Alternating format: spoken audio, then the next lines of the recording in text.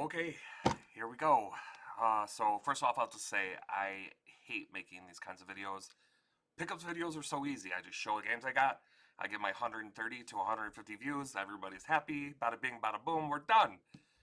Talking about video games should be easy. It should be easy for me. I like to talk, but I suck at these. So here we go. Uh, I beat a game. Yeah, believe it or not, this guy beat a game.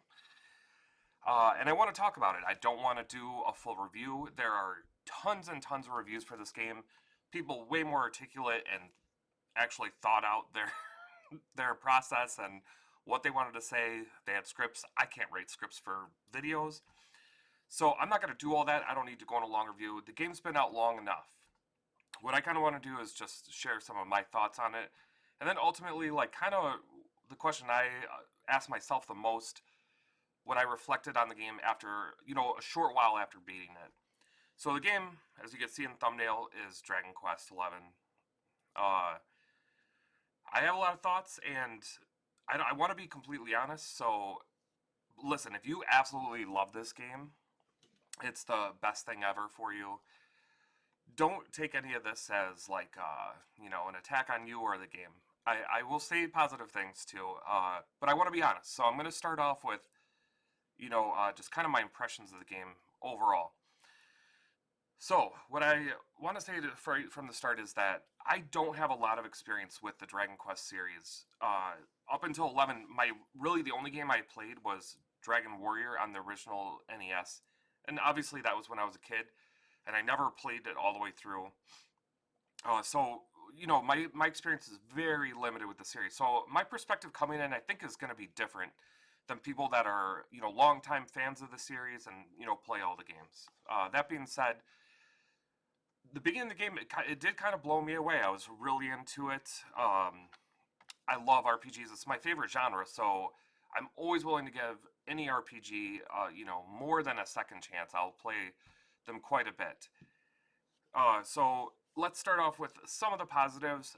One, I loved the characters. The main cast was phenomenal. They were so much fun to play as and to run around. I love the designs, which is going to sound hypocritical in a little bit, but I really did. And for how little time you get to spend with each character, they don't really have a lot of development, but you really do it. They do a good job of making you care about the characters, and the cast of your heroes is really well done. I mean, I loved Eric. Who everybody loves Jade. Sylvando was done amazing. He actually, I feel, got a little more development than some of the others. The magic users, they're all great. Even Rab. When I first saw Rab, I'm like, who is this fat little man with his fupa? Nobody wants him around. And by the end, Rab is one of the best, man. I'm down with Rab. I actually probably am more like Rab than any of the other characters. Getting old, getting fat, I can respect them. So I really did enjoy the cast, and you really care about them. I won't do spoilers in this video, even the game's been out for a long time, but when there's that one twist where one of your characters, something happens, I was like, what? How dare you do that? So I did care about the characters. And I do remember seeing somebody did a video on this game, and they said that the story was the weakest part. I completely disagree with that. I thought the story was the strongest part. I loved the world they created, and I understand there was some like throwbacks to the older games, including the first one with character references and stuff like that. Stuff I didn't even fully get because I don't have that kind of background knowledge. But I really did appreciate the world. The towns were awesome. That does spill over though into some of the environments. I thought, as cool as it was to have like the like snowy tundra versus the hot desert and everything in between, they just felt sort of empty. And exploring wasn't a lot of fun because you can click on a map and see where all the shiny dots are that you need to go right straight to. So it wasn't a whole lot of fun exploring for me. Not the best world, but once again, I think this is like that part of this is an older game that they have, tried to modernize as much as possible. Maybe that's part of it. I'm not sure. But I didn't have a great time exploring. And that being said, on top of as much as I love the design of the characters, I overall had a somewhat difficult time getting into the art style. like, oh, we don't call it Japanimation anymore. What do you call anime style? But this isn't. This was more like cartoony anime. Is if that's allowed? I don't even know. But I'm not a huge fan of the big eyes and like the more like, I don't know, friendly look to the characters. I thought it was beautiful how colorful the game was, but the as much as I like the people, that the enemy design suffered, in my opinion, because of that. There's just nothing scary about running into a big dragon and he's cross-eyed and finding that intimidating, or like, like, oh, here's a big scary monster that I'm gonna fight. It just fell short for me in that regard. I was not a fan of most of the monster designs. Now, obviously, some of the little like derpy monsters, like slimes, okay, fine. They have like big round eyes and a smile. Totally okay with that. But I wanted some of the big bosses to be more intimidating. And by and large, they mostly fell flat. Some of them were pretty good design overall, but just not my favorite in terms of that. In terms of the monsters of the world, I don't want to. I'm not going to nitpick each individual monster, but like on average, they fell into the disappointing category for me. Um, on top of that, what I thought was the coolest part or unique part of this game was the Fun Forge, or Fun Size Forge, I believe it was called, where you get to make your own equipment, armor, weapons, accessories. That was a great idea, and the way you did it, it was almost like a mini game. It was super fun, where you had to hit however many like slots there were to make that item. The only problem, and this is where it fell short, and ultimately for me was not fun, was that you needed to have enough points to hit each slot the correct number of times, or to use the different abilities, like a triple shot or a half shot or multiple slots at the same time. You needed to be able to spend your points to hit them, to try to max every single one of those slots within the sweet spot. But by the time you get to last, I'd say third of the game, you, or at least I did, unless I was doing something wrong, I never had enough points to hit all of the different slots to the point where they needed to be.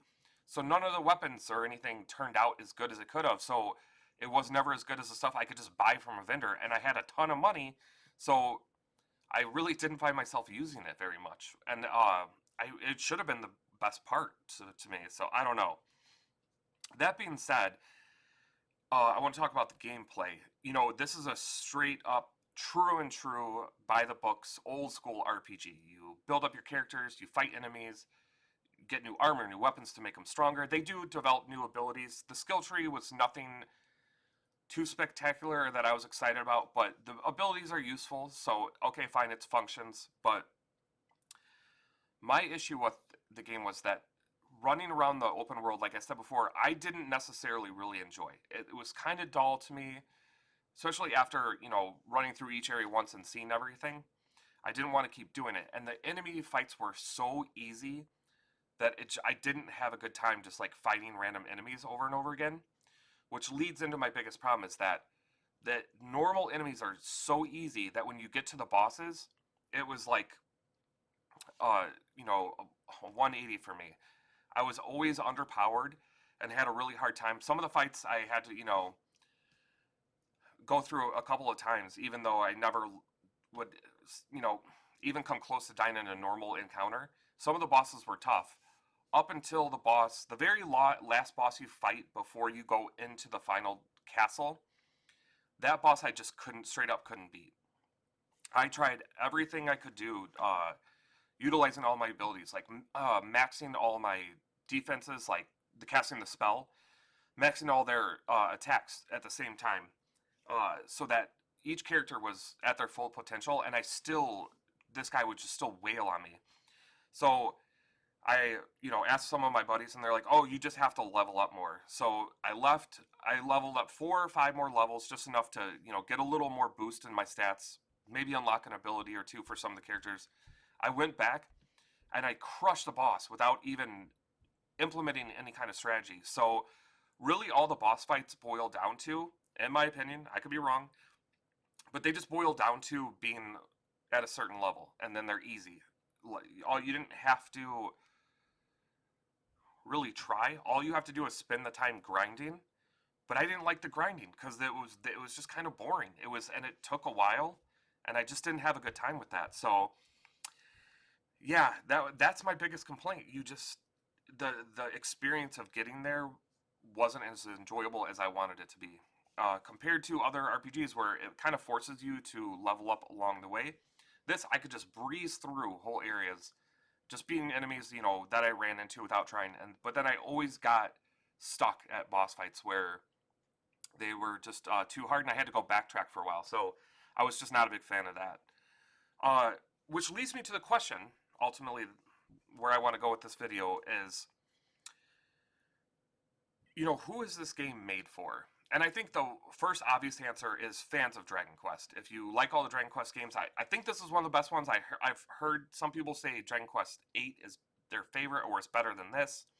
I don't know. Maybe I'll get to that someday. But certainly if you're a fan of any series, any new game that comes out in the series is for you, right?